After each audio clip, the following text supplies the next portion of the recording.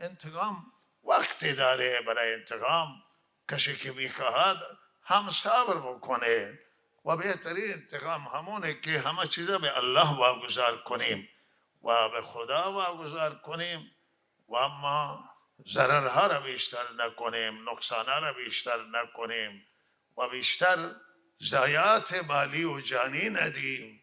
و کشور ما الان جای ضایعات نداره. بسیار مردم متضرر شدند، بسیار مردم رنج به سر میبرند. الان وضعیت اقتصادی هیچ وضعیتی نداره در کشور. تورم و گرانی کمر شکن بوده برای مردم و اختلاف هم با کشورهای خارجی که درگیر هستند هم با گفتگو حل بکنیم و سیاست های خارجی را تجدید نظر کنید و هم اختلاف داخلی که رخ داده و مردم خواسته داشتند و برای خواسته هایشون به صحنه آمدند و میدان دادند، هم کشته دادند مردم و به هر حال ناراضی وسیع در کشور جریان داره و اختلاف بزرگه و اینها را هم بشینند تو حرف مردم را بشنوند،